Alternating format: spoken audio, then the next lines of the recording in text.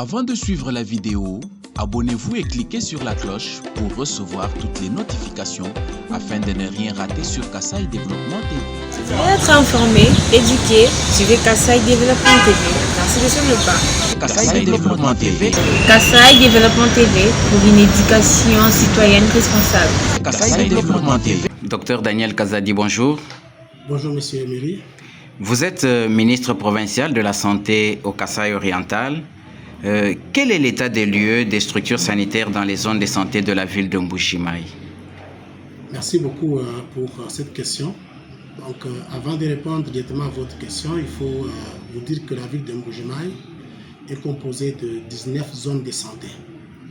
Et dans chaque zone de santé, nous avons un hôpital général de référence avec des centres de santé, mais aussi d'autres structures secondaires, notamment des hôpitaux secondaires ou les cliniques ou polycliniques, et même des structures privées qui gravitent autour de ces structures-là qui sont normées.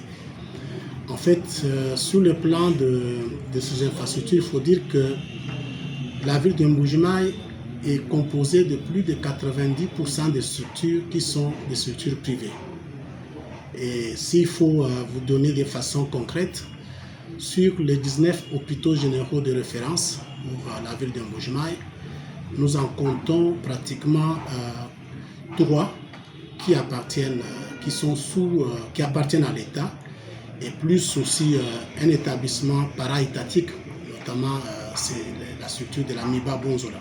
Donc vous avez l'hôpital de Pokolo qui est étatique, géré aussi par l'État. Vous avez l'hôpital de la Moya qui est de l'État et géré par l'État. Vous avez l'hôpital de Kanselé qui est en fait dont la gestion est confiée à l'Église catholique. Et vous avez également l'hôpital Bonzola qui est en fait l'hôpital d'une entreprise qui est une entreprise de l'État. Le reste des structures sont soit conventionnées, donc de confession religieuse, ou soit privées. Et quant au centre de santé, là c'est encore pire. Donc, on a en dehors de la zone de santé de Bonzola, où on a quelques structures en fait de l'entreprise. C'est dans la zone de santé de Nzaba où on peut avoir aussi un établissement comme cela, donc, qui est l'établissement qui pour le moment est même déjà devenu un centre hospitalier, donc qui appartient à l'État. La quasi-totalité de structures au niveau des centres de santé sont des structures privées. Et par rapport aux infrastructures, quel état des lieux vous faites? En fait, s'il faut parler en termes de nombres, je ne saurais pas vous donner avec exactitude les nombres en fait, de ces structures, parce que, comme vous savez, elles sont pratiquement privées. Mais oui, spécialement l'état donc, des infrastructures étatiques. Effectivement. Donc, sur le plan du nombre, je crois que je viens de le dire, donc, au niveau des hôpitaux généraux de référence, s'il faut être vraiment carré, c'est 3. Donc, j'ai parlé de Mouya, l'hôpital général de Mouya, j'ai parlé de l'hôpital général de référence de Popolo, j'ai parlé de l'hôpital général de Kanselé, qui est l'hôpital Kanselé, et puis à cela, j'ai ajouté l'hôpital Bonzola. Mais quant à la gestion, nous ne gérons que 2 structures, Mouya et Mpokolo. Parce que pour l'hôpital Kanselé, la gestion est confiée à l'Église catholique, et pour Bonzola, c'est la MIBA qui gère. Au niveau de centres de santé ou centres hospitaliers, en tout cas, on dénombre aussi un centre hospitalier de l'État. En fait, j'ai parlé centre hospitalier du PMKO qui appartient à l'État et qui est géré par l'État. Au niveau des centres de santé, hormis quelques structures de la MIBA, notamment centre de santé Chikisha, centre de santé Nsele, Ukachala Bonzola et centre de santé Nyongolo, il faut parler aussi de quelques établissements tenus par la PNC, centre de santé Nyongolo, centre de santé ou centre hospitalier d'Nsele, donc de FARDC en fait. Donc pour le reste, vraiment c'est étatique, plutôt c'est privé. Ça c'est du point de vue nombre, mais du point de vue qualité. En fait, là aussi c'est encore une autre question. En dehors de l'hôpital de la Mouya, qui vient d'être reconstruit ou construit, le reste des structures sont vraiment dans un état délabrement très avancé. Pour Mpokolo, par exemple, c'est pratiquement, on ne peut même pas le présenter comme étant un hôpital. C'est une structure, une infrastructure vraiment qui ne répond même pas à un centre de santé moderne en fait. L'hôpital Cancellé est en cours de construction et l'hôpital Bonzola c'est vraiment très délabré. Donc sur ce plan-là de la qualité des infrastructures, il faut dire que la qualité laisse à désirer en fait. Oui. Alors quels sont les besoins réels de ces zones de santé, spécialement les hôpitaux généraux de référence gérés par l'État? Non, je peux vous dire que les besoins sont énormes. Je peux dire que nous sommes vraiment à 100% des besoins en fait. Parce que nous devions en fait avoir des hôpitaux généraux de référence qui répondent aux normes. C'est ça notre objectif.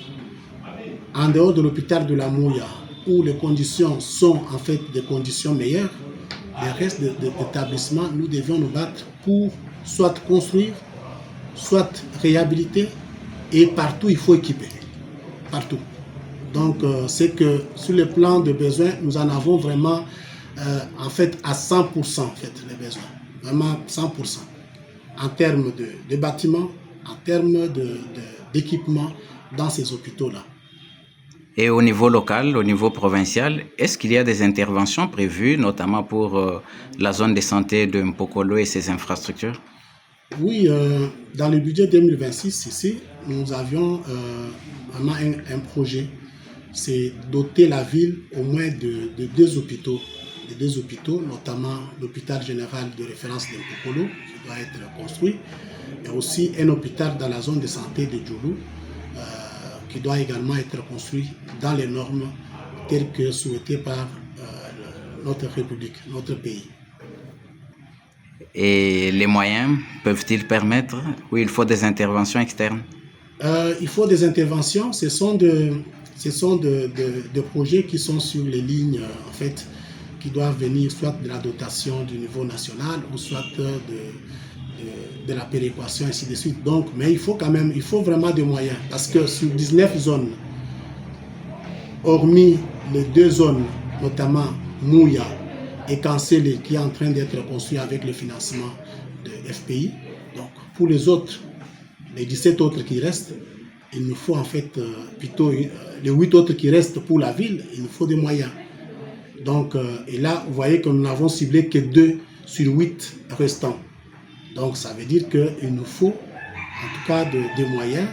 Et c'est aussi pour nous une occasion, en fait, de tendre la main et puis d'inviter, en fait, à tous les bienfaiteurs qui, en fait, qui ont le souci d'aider la communauté, la population, de pouvoir, en fait, s'associer à nous pour que nous puissions, en fait, apporter à cette population des infrastructures qui, en fait, méritent d'atteindre vraiment le vœu d'une couverture santé universelle qui se veut des soins de qualité et des soins en fait qui doivent être donnés dans les conditions où le confort du malade est assuré. Merci, Excellence. C'est moi qui vous remercie. Vous voulez être informé, éduqué, suivez Kassai Développement TV. Merci sur le pas. Kassai Développement TV. Kassai Développement TV pour une éducation citoyenne responsable. Kassai Développement TV. Kassai Oriental, Kassai Central, Lomami et Sankourou. Suivez KD TV. Merci de suivre le pas. Abonnez-vous à notre page Facebook Kassai Développement TV. WhatsApp +243 815 068 909.